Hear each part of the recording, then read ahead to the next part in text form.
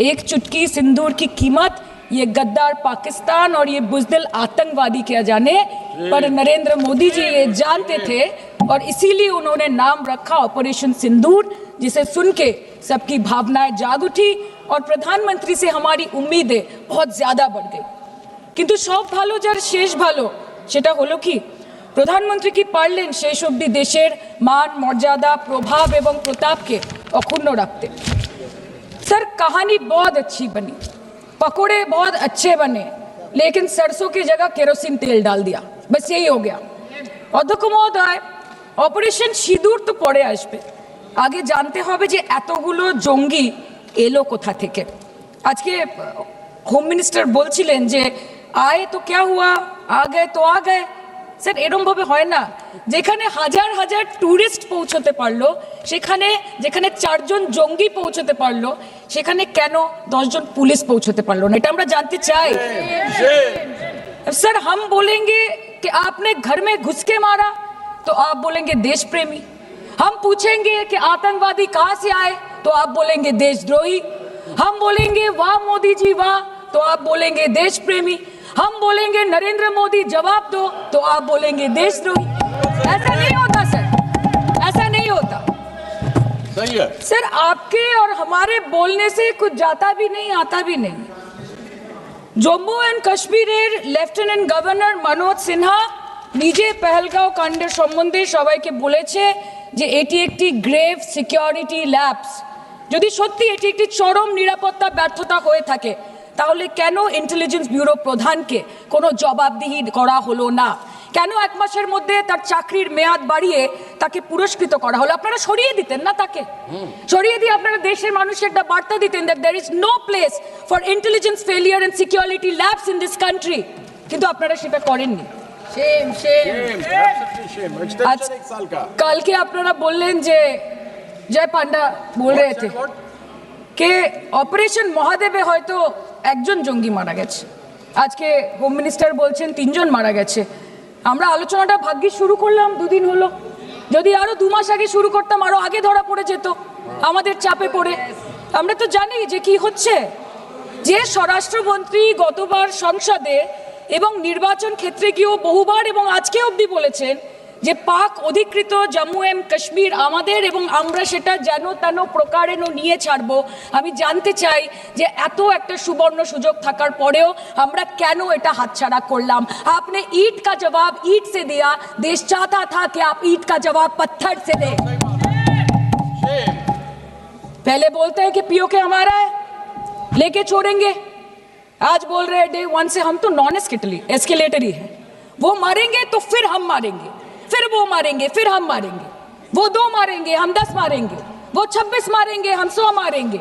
उरी होगा, बालाकोट होगा, पुलवामा होगा, उसके बाद और कोई अटैक होगा, फिर पहलगांव होगा, फिर ऑपरेशन सिंदूर होगा, सिलसिला चलता रहेगा, जान जाती रहेगी। राजनाथ जी कल बोल रहे थे सर के युद्ध उन्हीं के साथ होता है जो आपके बराबर हो, इसमें बराबरी की कोई बात नहीं है। श्री राम और रावण क्या बराबर के थे क्या? नहीं थे ना। धर्म पे अधर्म की बात होती है, न्याय पे अन्याय की बात होती है, ऐसे नहीं होता सर। वो कल बोल रहे थे कि आप छोटी छोटी चीजों को नजरअंदाज कीजिए, रिजल्ट क्या है वो देखिए, पेंसिल टूटा कि नहीं, परीक्षा हॉल में लेट पहुंचे कि नहीं, ये सब इम्पोर्टेंट नहीं है। अरे सर, यहाँ पे तो चाचा चौधरी ने पेपर लीक कर दिया ना, तो अभी आप फर्स्ट आए या लास्ट आए उससे क्या फर्क पड़ता है? तो बच्चे का स्कूल चल रहा है क्या? आज भी हमारे देश में ऐसे लोग हैं जिनको पहलगाम से ज्यादा दुख पैलेस्टीन के लिए होता है, क्योंकि ये उनकी राजनीति को फायदा नहीं देता। लेकिन जहां राजनीति के लिए कई लोग चुप्पी साध लिए, वहां हमारे यशस्वी प्रधानमंत्री ने राष्ट्र धर्म निभाया और उन्होंने महिलाओं के आंसुओं को ही नहीं पोंछा, पर महिलाओं के स्वाभिमान को और सम्मान को पुनर्स्थापित किया। हम बता देना चाहते हैं कि ये एक नया भारत है और आतंकवादी हमले के बाद ये भारत मोमबत्तियां नहीं जलाता, ये दुश्मनों की चिता को जलाता है।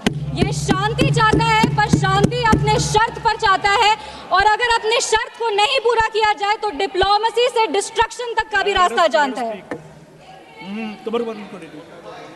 इसी बात पर हम एक शायरी कहना चाहेंगे, खतों का दौर गया, अब फरमान भेजे जाते हैं। जो करते हैं भारत की आत्मा परवार, वो सीधे कब्रिस्तान भेजे जाते हैं। अभी अपने कांग्रेस के साथियों का बात सुन रही थी और वो कह रहे थे कि 1971 में इंदिरा गांधी ने ये किया है, 1971 में इंदिरा गांधी ने वो किया, पर वो कभी भी 1971 का क्रेडिट बिहार के बेटे जगजीवन राम जी को नहीं देते हैं, जो तब के रक्षा मंत्री थे। बांग्लादेश ने उनको 1971 का वॉर हीरो डिक्लेयर किया था, और रक्षा मंत्री होने के जंग के बाद भी उन्होंने सैनिकों के रिहैबिलिटेशन के लिए काम किया। लेकिन कांग्रेस पार्टी इसको कभी नहीं रिकॉग्नाइज करेगी, क्योंकि उनको दलित नेतृत्व से समस्या है। वो सिर्फ उनके साथ रहना चाहते हैं जो बाबा साहब के चित्र को अपने पैर पर रखते हैं। अगर हम ऑपरेशन सिंदूर की बात करें तो ये सिर्फ टेरर लॉन्च पैड्स को ध्वस्त नहीं किया, ये पूरी की पूरी तरीके से पाकिस्तान के हौसले को ध्वस्त कर दिया है।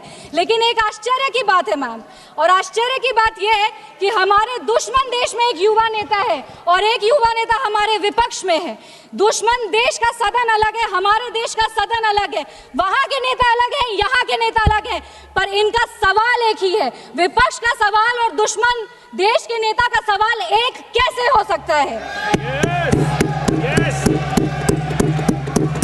मैं विपक्ष के साथियों को चुनौती देती हूँ कि अपनी राजनीति से ऊपर उठ करके कभी राष्ट्र हित की सोचनी चाहिए। अगर सरहद पर सेना लड़ रही होती है तो उनसे सवाल नहीं पूछे जाते, उनको सलामी दी जाती है।